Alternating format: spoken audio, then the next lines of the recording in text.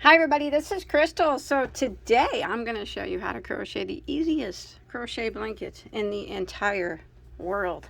So if you are a beginner, as long as you know how to single crochet and double crochet, you will be able to make this.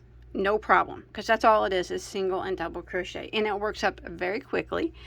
And it is so beautiful. It's a nice closed stitch here for a blanket.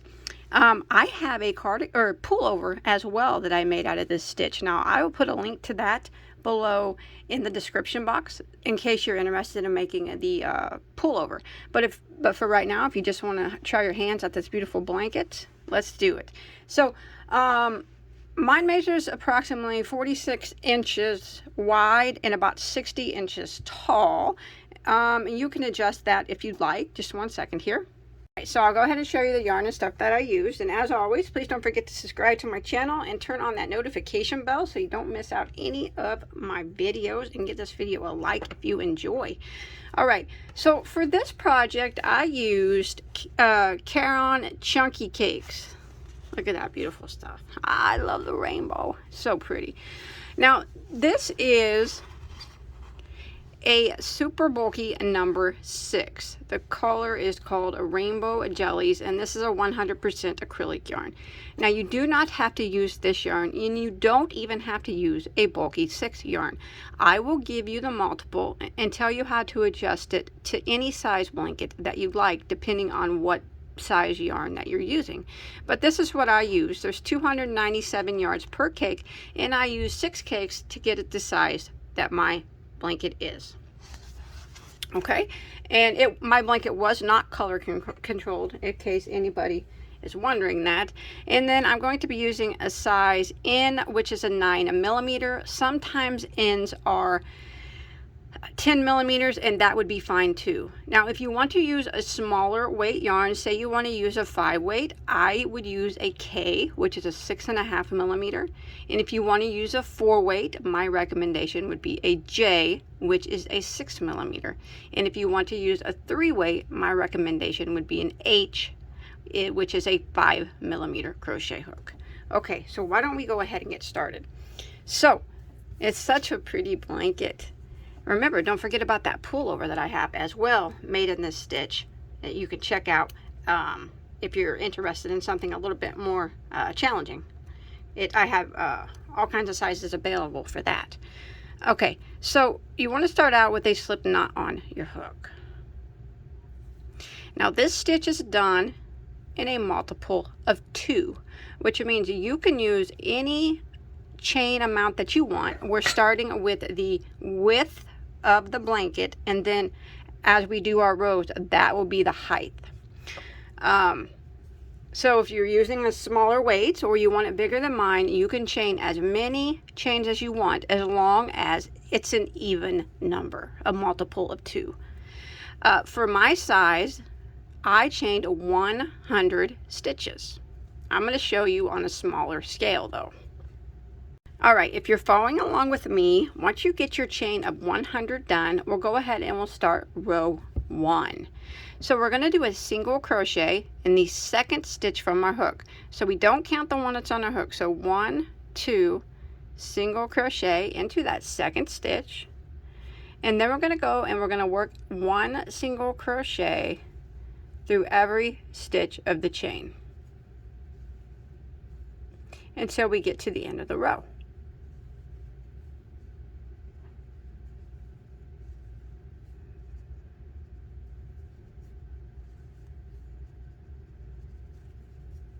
Just like this.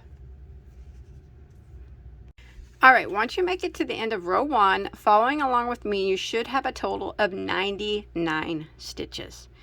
If you used a different number, you will have 1 less stitch than what you started with. So 99 is what I have, and that is the magic number. Now this is just a 1 row repeat. So row 2 is actually the repeat row for the whole pattern. We're just going to keep repeating row 2. So let's go ahead and start row 2. We're going to chain 1 and turn our work. Now that chain 1 does not count as a stitch. It doesn't count as anything. So we're just going to pretend like it's not even there.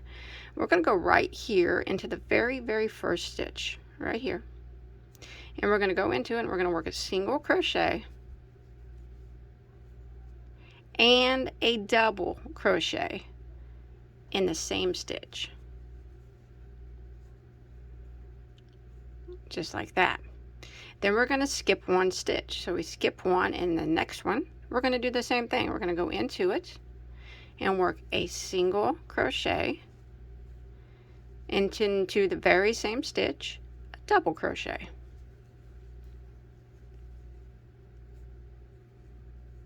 And this is what we're going to do the entire row. Skip 1 stitch, and into the next stitch we work a single crochet and a double crochet into the same stitch. Skip 1, the next one, single crochet and double crochet into the same stitch. I'll show you again. Skip 1 and into the next one, the same thing, single crochet and double crochet. So we're going to repeat this pattern of skipping 1 and then working a single and the double into the next until we get to the last 2 stitches of our row. Alright, I have come to the end of row 2 and I have 2 stitches that remain. What I'm going to do is skip 1 and then I'm going to put just 1 single crochet into the last stitch. Just 1 single. And that will end row 2. And that is the row that we repeat back and forth. So let's go ahead and for row 3 repeat row 2 again. We're going to chain 1 and turn our work.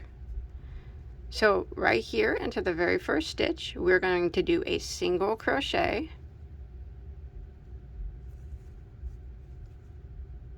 and a double crochet.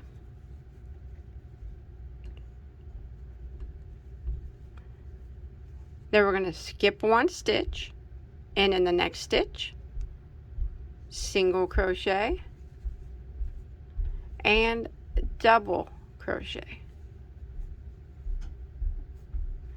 Again, skip 1. So we're skipping this double crochet here from the previous row, and we're working in the next one, which is actually the single crochet from the previous row.